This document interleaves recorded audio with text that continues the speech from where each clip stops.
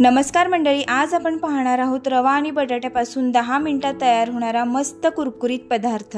त्यासाठी 2 मीडियम साइजचे बटाटे सोलून किसून घेतलेले आहे। त्यानंतर कढईमध्ये आपल्याला 3 वाटी पाणी घालून घ्यायचं आहे।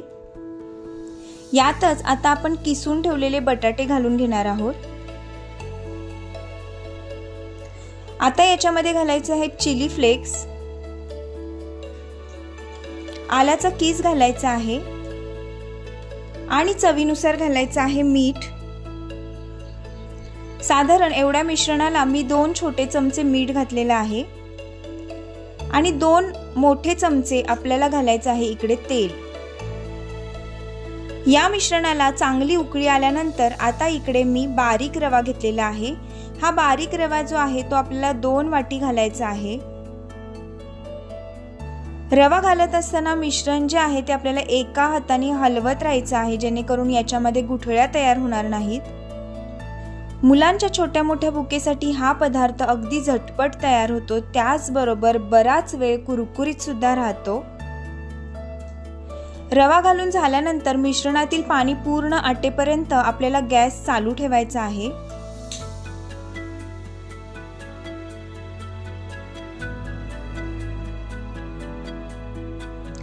रव्याच्या या मिश्रणातील पाणी पूर्ण आटल्यानंतर आपण गॅसची फ्लेम बंद करायची आहे आणि त्यानंतर हे जे मिश्रण आहे ते पूर्णपणे गार होऊ द्यायचं आहे।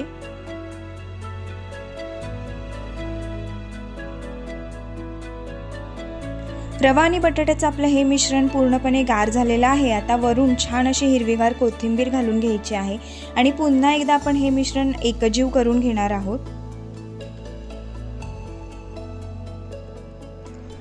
आता हाताला इकडे मी थोडंसं तेल लावून घेतलेलं आहे आणि रव्याचं हे मिश्रण आता हातावरती घेऊन आपण याचे छोटे छोटे गोळे तयार करून घेणार आहोत।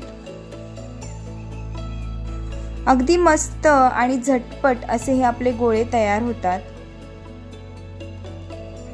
अशाच प्रकारे रव्याचे सर्व गोळे मी इकडे तयार करून घेणार आहे। माझ्या चॅनेलवरती बऱ्याचशा अशा हेल्दी रेसिपीज मी याआधी सुद्धा शेअर केलेल्या आहेत। त्याचबरोबर व्हेज नॉन व्हेज बऱ्याचशा रेसिपीज आहेत, तर तुम्ही अजूनही माझ्या चॅनेलला सबस्क्राइब केलं नसेल तर आत्ता सबस्क्राइब करून घ्या आणि बेल आयकॉनवरती प्रेस करायला विसरू नका, म्हणजे माझ्या व्हिडिओजचे अपडेट तुम्हाला मिळत राहतील। इकडे आपले सर्व गोळे आता तयार करून झालेले आहेत आणि आता कढईमध्ये तेल गरम करून घेतलेलं आहे।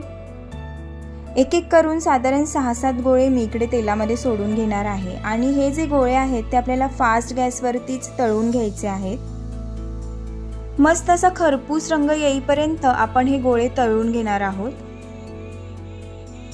आधेमध्ये झाऱ्याच्या साहाय्याने हे गोळे जे आहेत ते वर खाली करून घ्यायचे आहेत। साधारण 5-7 मिनिटात आपले हे जे रव्याचे गोळे आहेत ते तळून झालेले आहेत आणि ते आता आपण काढून घेणार आहोत आणि अशाच पद्धतीने सर्व गोळे आपण तळून घ्यायचे आहेत। इकडे आपले झटपट बटाटा आणि रव्याचे बॉल्स तयार झालेले आहेत आणि हे बॉल्स खूप कुरकुरीत लागतात आणि बराच वेळ कुरकुरीत राहतात। हे बॉल्स तुम्ही ग्रीन चटणी सॉस कशाही सोबत खाऊ शकता। तर इकडे मी ग्रीन चटणी सुद्धा बनवलेला आहे आणि लहान मुलांच्या आवडीचा सॉस देखील आहे। आजची हे रवा आणि बटाट्याच्या झटपट बॉल्सची रेसिपी कशी वाटली हे कमेंट करून नक्की सांगा। भेटूया अशाच छानशा नेक्स्ट व्हिडिओमध्ये, तोपर्यंत बाय बाय।